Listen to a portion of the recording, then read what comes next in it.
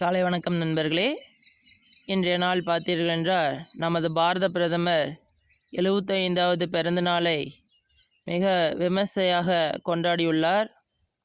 அத்துடன் அவருக்கு நமது 140 கோடி மக்களின் சார்பாக பிறந்தநாள் வாழ்த்துக்களை தெரிவித்துக் கொள்கின்றோம். இன்றைய உலகச் செய்திகளில் முக்கியமானதாக பார்க்க வேண்டுமென்றால், நேற்று தான் முஸ்லீம்கள் மாநாடு நடந்தது. குறிப்பிடும்படியாக சொல்ல வேண்டுமென்றால் தோகாவில் தான் நடந்தது. நேற்று டீயை குடித்துவிட்டு கண்டனம் என்று இதை தான் நான் முன்பே சொல்லியிருந்தேன். முஸ்லீம் நாடுகளுக்கு எப்பொழுதுமே ஒற்றுமை கிடையாது. அமெரிக்காவின் கைப்பாவைகளாக இருந்து பழகிவிட்டனர். நேற்று என்னமோ வீரவசனம் பேசி கொண்டிருந்தனர். இன்று அதே மார்க்கோ ரூபியோ அவர்கள் கத்தாரில் சென்று இறங்கி, எங்களுக்கும் கத்தாருக்கும் எந்த பிரச்சனையுமே கிடையாது, மூன்றாம் நாட்டு சதிகளுக்கெல்லாம் நாங்கள் அஞ்ச மாட்டோம், ஆட மாட்டோம் என்று இன்று கைக்குழுவி மிக மகிழ்ச்சியாக செல்கின்றனர். அப்பொழுது இந்த தாக்குதலை நடத்தியதே அமெரிக்கா தான். இதுவே தெரியாமல் அங்கே நேற்று 56 நாடுகளும் இஸ்ரேலை பலியாடாக என்று நினைத்து கொண்டு இஸ்ரேலையே பேசி கொண்டிருக்கின்றனர். இஸ்ரேல் என்ன தவறு செய்தது? இஸ்ரேல் மீது தீவிரவாதிகள் தாக்குதல் நடத்துவது காரணமாகவே இந்த தாக்குதலை மேற்கொண்டனர். காரணம், மீண்டும் ஒரு முறை இது போன்ற தாக்குதல் நமது நாட்டில் நடக்கக்கூடாது என்றே இஸ்ரேல் இராணுவமானது இதனை விரிவுபடுத்தியுள்ளதே தவிர அங்கிருக்கும் பொதுமக்களுக்கோ குறிப்பிடும்படியாக முஸ்லீம் மக்களுக்கோ எதிரானவர்கள் இஸ்ரேலியர்கள் அல்ல. இஸ்ரேலியர்கள் தீவிரவாதத்திற்குத்தான் எதிரானவர்களே தவிர ஒரு நாட்டு இறையாண்மைக்கு எதிரானவர்கள் அல்ல. அதனால்தான் நம்மளுக்கு கிடைத்த வாய்ப்பினை நாம் இப்பொழுதே அந்த தீவிரவாதத்தை ஒழிக்க வேண்டும் என்றுதான் இந்த தாக்குதலை மேற்கொண்டு வருகின்றனர். இதற்கு அவர்கள் கூடியவர்கள் வெற்றி கிடைக்கும் என்று நம்பப்படுகின்றது. இந்த ஹவுதிக்கள் எதற்காக இஸ்ரேல் மீது தாக்குதல் நடத்த வேண்டும் என்று யோசித்து பாருங்கள். ஹவுதிக்களுக்கும் இஸ்ரேலிற்கும் ஏதாவது பிரச்சனை உண்டா? கிடையாது. வாண்டடாக சென்று நானும் ரவுடிதான் என்று வடிவேல் பாணியில் தாக்குதல் நடத்தி கொண்டிருக்கின்றனர்.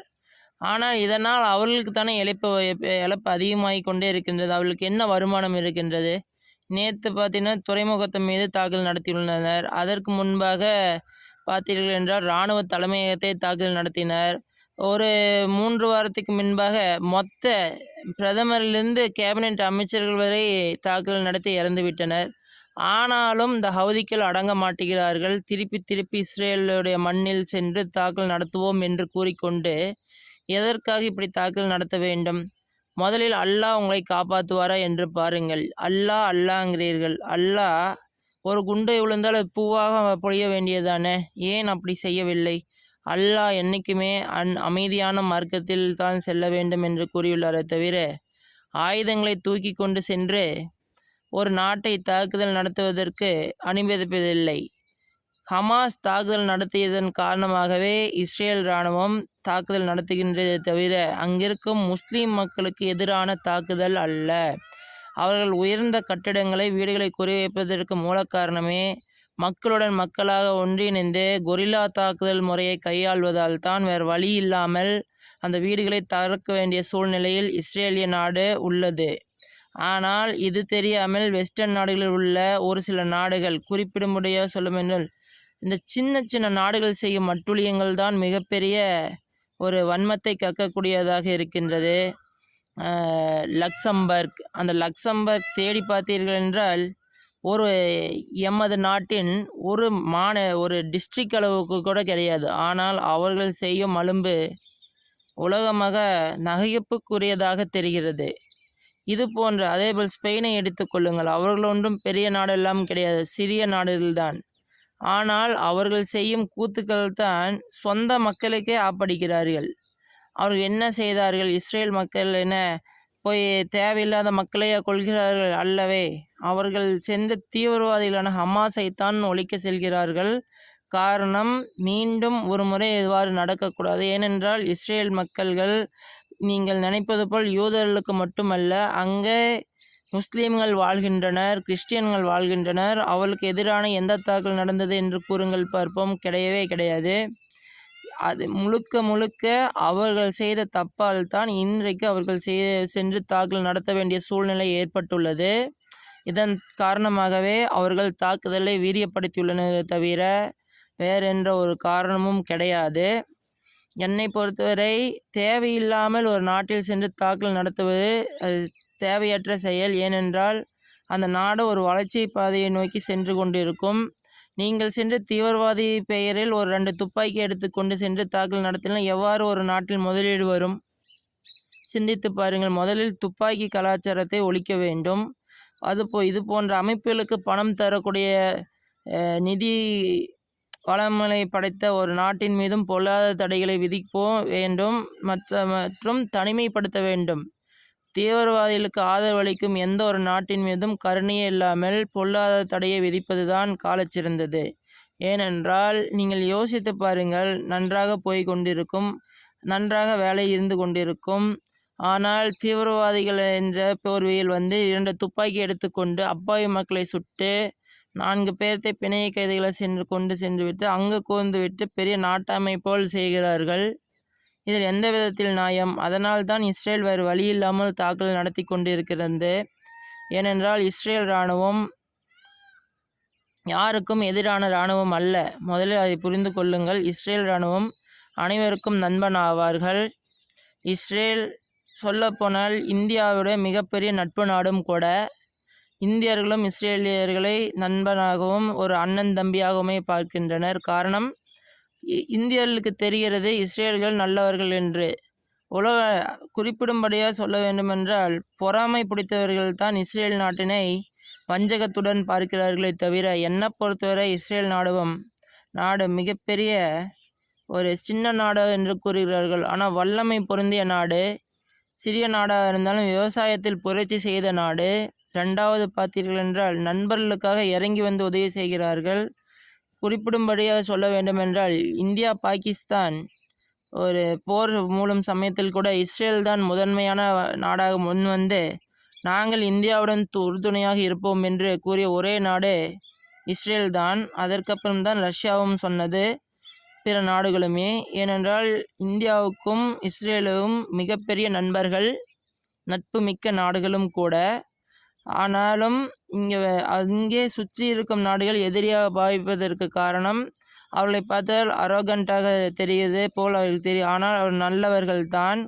இவர்கள்தான் அவர்களை அரோகண்டாக மாற்றியுள்ளனர். அதனால் தான் வேறு வழி இல்லாமல் சிரியா மீதும் காசா மீதும் பாலஸ்தீன் மீதும் தாக்குதல் நடத்த வேண்டிய சூழ்நிலை ஏற்பட்டுள்ளது. இதன் தாக்கமாகவே இஸ்ரேல் இராணுவம் தாக்குதல் நடத்தி கொண்டிருக்கின்றனர். இங்கே ஐரோப்பிய நாட்டிற்கு வந்தீர்கள் என்றால் ஐரோப்பியாவில் இருக்கும் மக்கள்கள் அனைவருமே நல்லவர்கள்தான். அங்கிருக்கும் தலைமையில் இருக்கக்கூடிய பொறுப்பாளர்களாக பிரதமர்களாக பொரசல்லா என்ற முட்டாள் அமைச்சரவையில் யூரோப்பியன் யூனியன் என்ற போர்வையில் முட்டாள்களின் கூடாரமாக இருப்பதைத்தான் நான் எதிர்க்கிறேன். மற்றும் உலக நாடுகளும் இதைத்தான் எதிர்க்கின்றது. ஐரோப்பிய மக்கள் மிகவும் நல்லவர்கள்.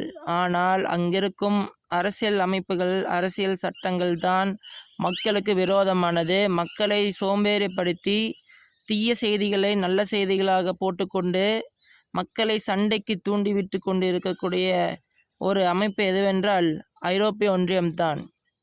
அதற்கு உதாரணம் உக்ரைனை. பாவம், அவர்கள் பாட்டுக்கு நிம்மதியாக வாழ்ந்து கொண்டிருந்தனர். ஒரு முட்டாளை தேர்ந்தெடுத்து, ஒரு சினிமா நடிகனை தேர்ந்தெடுத்து இன்றைக்கு அவங்கள் வாழ்க்கையே சூனியமாகிவிட்டது. இதற்கு யார் காரணம்? போரிஸ் ஜான்சன் என்ற ஒரு கேனப்பையனால் தான் வந்த இத்தனை வினைக்கும் காரணம். அந்த ஆளே இத்தனை பிரச்சனைக்கு மூல காரணம். இதற்கு அடிவரடியாக அமெரிக்கா தான் பின்புலமாக இருந்துள்ளது. ஏனென்றால் ஐரோப்பிய யூனியன் தன்னந்தனியாக ஆட முடியாது. எவ்வாறு மாட்டு வண்டிக்கு ஒரு குதிரை தேவைப்படுகிறதோ அல்லது மாடு தேவைப்படுகிறதோ அதுபோலத்தான் ஐரோப்பிய என்ற மாட்டு வண்டிக்கு தேவை அமெரிக்கா என்ற சக்கரம் தேவை. இழுக்கு திறன் கொண்ட அமெரிக்கா தான் தேவை. அமெரிக்காவிற்கு அடிமையாக இருப்பவர்கள்தான் இந்த ஐரோப்பிய நாடுகள். அவர்கள் சொல்லித்தான் இந்த சண்டையை மூட்டிவிட்டன. இன்று கை கடங்காமல் சென்று விட்டது. உண்மையை சொல்ல போனால் உக்ரைன் நாடு என்ற ஒரு நாடு மட்டும் ரஷ்யாவிடம் சண்டைக்கு செல்ல கிடையாது. ஐரோப்பிய யூனியன் 32 நாடு, மொத்தம் 56 நாடுகள் ரஷ்யாவுக்கு எதிராக போர் தொடுத்து கொண்டு இருக்கின்றனர். அதனை எதிர்த்து இன்று வரை கடந்த 3.5 ஆண்டுகளாக தாக்குப்பிடித்து அவர்களை துவம்சம் பண்ணி அவர்கள் எந்த நாட்டை சீர்குலைக்க வேண்டும் என்று எண்ணிக்கொண்டு சென்றார்களோ அவர்களே சீர்குலைந்து விட்டனர். உதாரணம், பிரான்ஸை எடுத்துக்கொள்ளுங்கள், திவாலாகி விட்டார்கள். ஜெர்மனியை எடுத்துக்கொள்ளுங்கள், போலண்டை எடுத்துக்கொள்ளுங்கள், மற்றும் இத்தாலியை எடுத்துக்கொள்ளுங்கள். இன்று அவர்கள் நிலைமையை பாருங்கள், அனைவருமே திவாலாகிவிட்டனர். காரணம், அவர்களுடைய இயலாமைதான். ஒரு நாட்டை எதற்கு எதிர்க்கிறோம் என்றே தெரியாமல் சண்டைக்கு செல்லக்கூடிய ஒரு அமைப்பு எதுவென்றால் ஐரோப்பிய நாடுகள்தான். அதனால்தான் அவர்கள் ஆட்டு மந்தைகள் என்று கூறுகிறார்கள். அதனால்தான் அவர்கள் தோற்று விடுகிறார்கள். இதற்கு உலகத்தையே தன் பிரச்சனையைப் போல் பார்க்க சொல்கிறார்கள். அது நடக்கப் போவது கிடையாது. உலகத்திற்கு தெரியும் இவர்கள் எல்லாம் கூமுட்டையர்கள் என்று அனைவருக்குமே தெரிந்த விஷயம். ஆனால் அங்கிருக்கும் ஐரோப்பிய தலைவர்களுக்கு தெரியாமல் போனதுதான் மிகப்பெரிய வேதனை. இதனால் அந்த நாட்டினுடைய மக்கள் தான் இன்னலுக்கு உள்ளனர். மூல காரணமே அமெரிக்கா தான். முதலில் அமெரிக்காவை தனிமைப்படுத்துங்கள், அனைத்து பிரச்சனைக்கும் முற்றுப்புள்ளி வந்துவிடும்.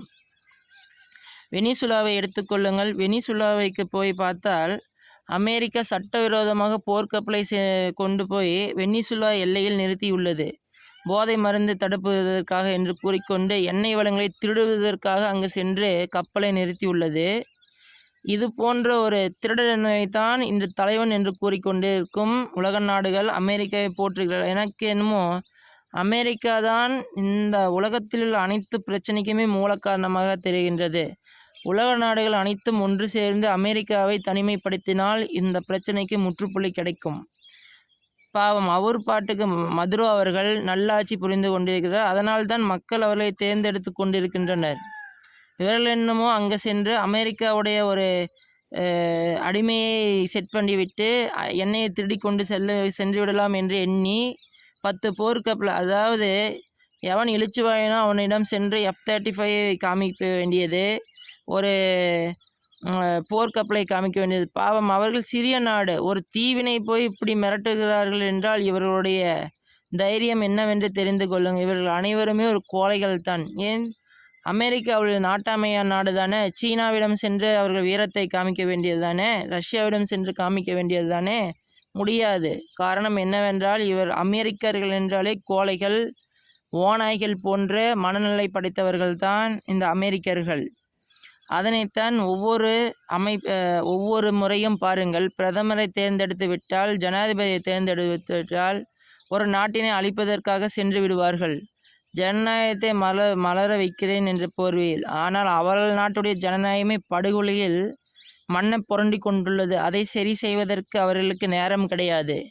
பக்கத்து நாடு இல்லை, ஊரா விட்டு ஊருக்கு போய் நீ சண்டைக்கு போகிறேன்னா உனக்கு புத்தி என்னன்னு தெரிஞ்சுக்கு. அமெரிக்காவை நம்பி போகிறவங்க இந்தியாவிலேருந்து நிறையா மக்கள் போகிறார்கள். என்னை பொறுத்த வரைக்கும் நாட்டில் இந்தியாவில் சம்பாதிக்க முடியாதவன் வெளிநாட்டிலும் போய் சம்பாதிக்க போவது கிடையாது. வரும்போது ஓட்டாண்டியாகத்தான் வரப்போகிறான்.